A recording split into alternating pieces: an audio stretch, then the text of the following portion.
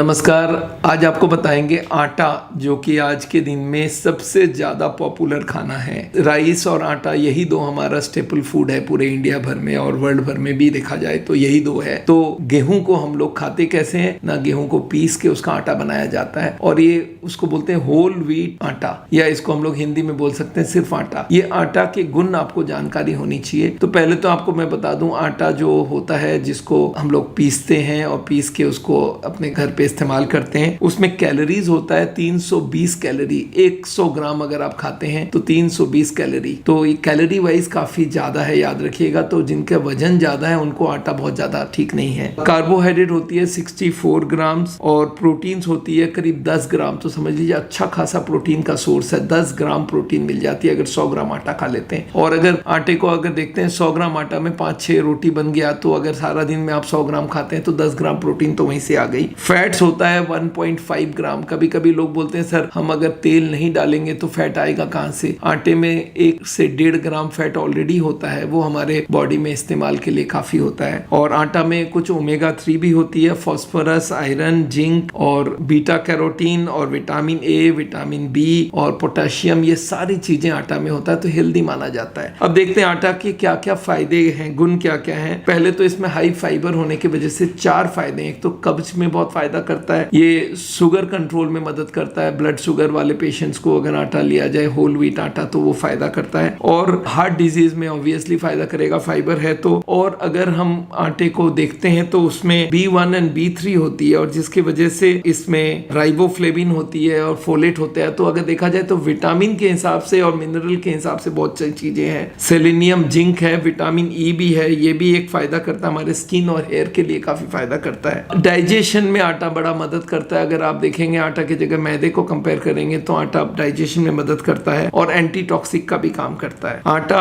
Chronic inflammation को भी रोकने में हेल्प करता है। अगर ये कंपेयर किया जाए कि जो रिफाइंड आटा होता है जिसको हम लोग मैदा बोलते हैं और आटा, दोनों के अंदर अगर देखा जाए तो आटे में इन्फ्लामेशन कम होता है। और आटे का सबसे बड़ा है कि इसमें सेलेनियम और एंटीऑक्सीडेंट होने की वजह से एंटी कैंसर का भी काम करता है। कैंसर नहीं होती, कोलोन कैंसर वगैरह नहीं होता है जो लोग आटा अच्छे क्वांटिटी में खाते हैं। अच्छा, आटे से पोस्ट मेनोपॉजल सिंड्रोम में भी फायदा होता है। तो आटा आप बेहिचक होके खा सकते हैं, आटे के फायदे हैं। पर मैदे से आटा बहुत गुना अच्छा है। अगर हम फाइबर की सारे बात करें तो मैदे में फाइबर डाला जा सकता है, पर आटा में ऑलरेडी फाइबर के संग बहुत सारी चीजें हैं जो हमें फायदा करता है। तो आटा खाइए। सिर्फ याद रखिएगा अगर आप ओवरवेट हैं तो आटे से वजन बढ़ता है, क्योंकि इसमें कैलोरीज अच्छे खासे हैं। अगर आपको वजन कम करना है तो आटे में बहुत सारा चोकर डाल लीजिए, तो वजन कम हो जाता है उससे। और अगर आटे को और इम्प्रूव करना है तो उसके संग थोड़ा जवार, बाजरा और उसमें कुछ चना भी डाल के आटे को पिसवाएंगे तो वो आटे का गुण और वृद्धि हो जाता है। तो एनीवे, आज यहीं पे रोकते हैं। आटे के बारे में आपको जानकारी आज दी है, इसको जरूर आप इस्तेमाल करें और लोगों को इसके बारे में बताएं। फिर मिलते हैं। आपको मालूम है हार्ट का ट्रीटमेंट करते हैं हम लोग बिना बाईपास सर्जरी, बिना एंजियोप्लास्टी। तो हार्ट के हमारी वीडियोस जरूर लोगों को रिकमेंड करिएगा, दे आर वंडरफुल, और वो हर आदमी को हार्ट अटैक से बचाने के लिए काफी मदद करेगा। Thank you so much.